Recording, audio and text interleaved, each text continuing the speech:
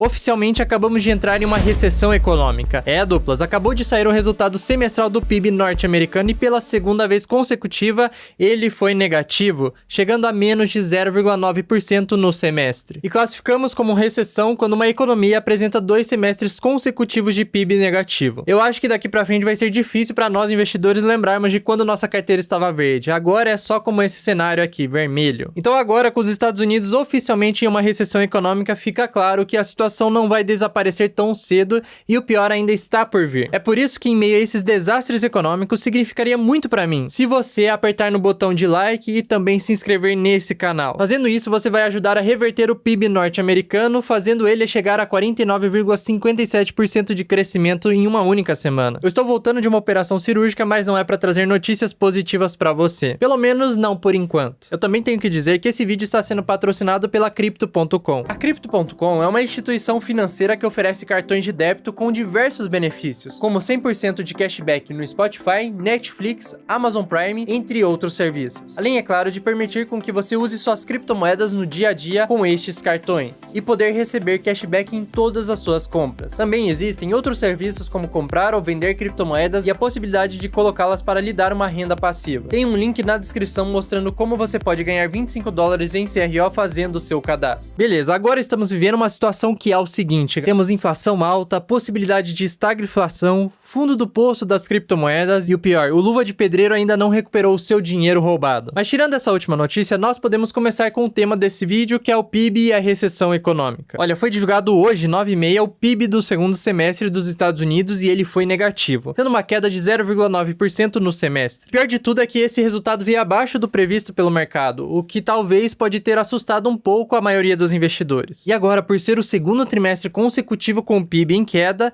isso já configura um cenário de recessão econômica nos Estados Unidos. A Europa também já estava entrando em recessão por causa da guerra e conflitos de combustíveis. Nós vimos por muitos anos o euro valendo muito mais do que o dólar, mas agora ele não é a moeda mais forte. Mas só para esclarecer um pouco sobre a questão dos Estados Unidos, uma recessão técnica é uma análise baseada apenas em um único indicador, a variação do PIB no período de 3 meses. E ele não leva em conta outras variáveis como nível de desemprego, produtividade, entre outros. Porque por incrível que pareça, apesar dessa crise que estamos vivendo, os Estados Unidos está com uma alta taxa de empregabilidade. Só que isso economicamente pode não ser tão bom e eu já vou te falar o porquê. Mas nós não podemos ficar presos apenas ao indicador do PIB, porque ele serve apenas para representar uma medida de riqueza, mas ele não nos fala nada sobre como essa riqueza está sendo usada. Por isso que eu preciso falar de outros indicadores e fatores que vão nos impactar de fato nos próximos meses. E um deles é a taxa de juros, começando que ontem o Fed aumentou em 0,75 pontos a taxa de juros, chegando a um patamar de 2,5% ao ano. E essa decisão seguiu dentro do esperado e não surpreendeu ninguém. Na reunião, o comitê indicou que aparentemente deve continuar elevando a taxa nos próximos encontros, então a gente espera que teremos mais elevações pela frente. Mas quem assistiu o discurso do Jerome Powell viu que ele foi totalmente contraditório, porque ele veio com um discurso expansionista, falando que a economia vai crescer e vai ficar tudo bem, e que não necessariamente vamos entrar numa recessão.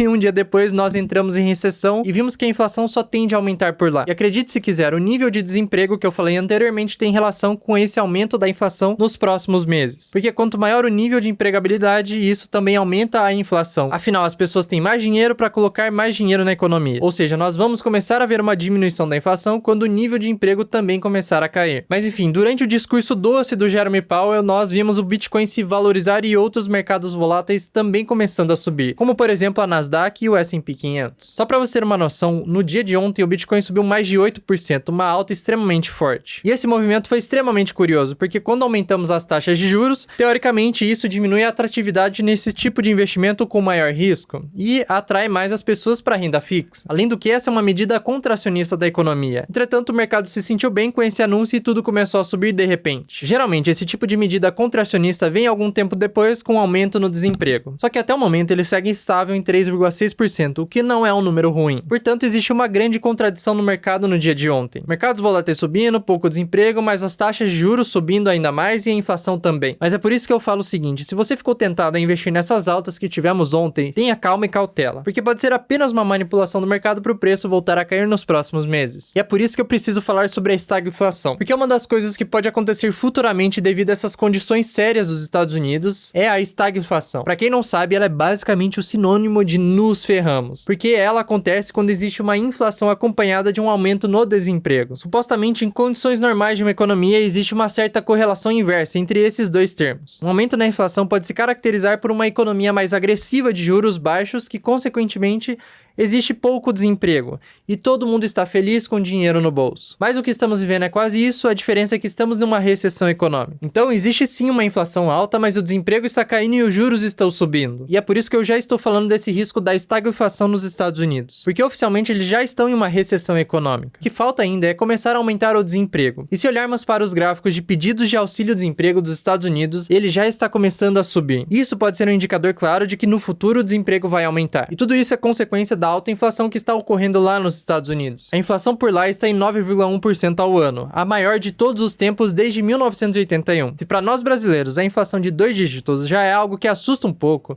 imagina para os norte-americanos que eles não estão acostumados a ver altas inflações. Porque essa inflação atual é a maior dos últimos 41 anos, então existem algumas gerações que nunca viveram isso. E se continuar assim por lá, vai ser igual aqui no Brasil, que o melhor investimento foi um peito de frango. Quem comprou alguns meses atrás teve uma valorização de mais de 30%. Então as pessoas vão receber o salário por lá e já vão correr fazer as compras, porque não vai fazer sentido eles guardarem esse dinheiro que perde valor muito rápido. Aqui no Brasil já estamos cansados de viver isso, porque morar aqui no Brasil não é para amadores. Mas lá nos Estados Unidos eles não estão acostumados com a alta inflação. O fato é que nesse último mês a inflação aumentou 1,3% nos Estados Unidos, conseguindo se sair pior do que a incrível economia mundial brasileira, que teve um aumento de 0,67% no IPCA. No Brasil praticamente já estamos em uma recessão há alguns anos, porque aqui o cenário é um pouco diferente. Há meses temos uma inflação alta e uma taxa de juros que vem subindo cada vez mais. Mas acreditem se quiser, o Brasil é um dos poucos países que teve um aumento no PIB no último semestre. Então estamos à frente de Estados Unidos, China e Europa. Justamente porque a nossa taxa de juros subiu muito antes do que no restante do mundo. Mas lembra que eu falei que o PIB é apenas um indicador? Porque no nosso bolso nós não estamos sentindo esse aumento no PIB. Na verdade está cada vez pior. Gasolina continua cara, o feijão já está em R$10 o quilo, então está extremamente difícil viver aqui no Brasil. Certo, depois de todo esse ano de queda, podemos pensar que o pior não vai ficar, mas eu vou falar que pode ficar sim. Então como que esse cenário econômico vai impactar as criptomoedas? Beleza, agora olhando o gráfico do Bitcoin, podemos ver que desde novembro do ano passado ele está numa tendência de queda infinita. Do topo histórico ele já caiu 67%. Olhando agora num prazo mais curto, podemos ver que o Bitcoin está a 22 mil dólares e ele saiu desse canal de lateralização. Podemos ver que ele tinha rompido nesse período do dia 20 de julho, só que ele acabou voltando novamente em 24 de julho. No dia 27, quando o Jeremy Powell estava no discurso, tivemos essa grande alta de 8%. Agora que saiu o PIB norte-americano, o Bitcoin estava positivo e ele já está começando a formar uma barra negativa. Existe uma grande chance dele voltar para esse canal. O que você deve ficar atento é que se ele passar dessa região dos 21 mil dólares, ele provavelmente vai cair até 20 mil dólares e você deve ficar extremamente atento aqui porque é uma região forte de um suporte. Se ele se segurar aqui, provavelmente o preço vai voltar a subir, batendo novamente os 22 mil dólares. Mas se ele cair, ele volta para essa região, bate nos 18 mil dólares e podendo retestar os 17 mil dólares, que aparentemente é o fundo do ano do Bitcoin. Podemos ver que desde o dia 20 de julho, as barras vermelhas foram muito maiores do que as barras de volume verde. Ou seja, isso indica uma força maior vendedora, com uma tendência maior de queda. Olha, eu sei que agora você pode estar sentindo FOMO, caso você tenha perdido essa alta do Bitcoin de 30%, querendo entrar agora achando que as altas serão infinitas a partir de agora. Mas eu peço para você ter cautela e esperar um pouco para ver o que vai acontecer com o preço dos ativos e das criptomoedas. A tendência de todas as outras altcoins é seguir o Bitcoin, então é por isso que é extremamente importante olhar esse gráfico que vai dizer o que vai acontecer com as outras moedas. O que eu estou fazendo com o meu dinheiro agora é aguardando um pouco e tendo cautela. Eu comprei bastante Bitcoin quando ele estava nessa faixa dos 17 a 18 mil dólares, então meu preço médio está bom e eu vou aguardar um pouco. Se você ainda não tem nenhum investimento em criptomoedas, coloque só um pouco, mas tenha grande parte em caixa, porque provavelmente nos próximos meses ainda teremos mais quedas pela frente e você vai poder comprar mais barato. Quando temos esses grandes períodos de baixa, a volatilidade começa a aumentar depois de um tempo porque tem muito dinheiro para entrar no mercado novamente. Então, quando realmente voltarmos a ter notícias positivas no contexto geral econômico, pode ter certeza que as criptomoedas vão subir de forma muito rápida e extremamente forte. Então é por isso que é bom estar posicionado. Nós estamos vendo essa grande queda no ano de 2022 porque desde 2020 tivemos essa forte alta. Então, da mesma forma que quando temos uma forte alta, temos uma grande queda, quando temos uma grande queda, vamos ter uma forte alta no futuro. futuro. Isso eu já estou falando desde o final do ano passado. Mas me fala aí qual é a sua opinião. É hora de comprar? É hora de vender? Vamos esperar o que vai acontecer com o mercado?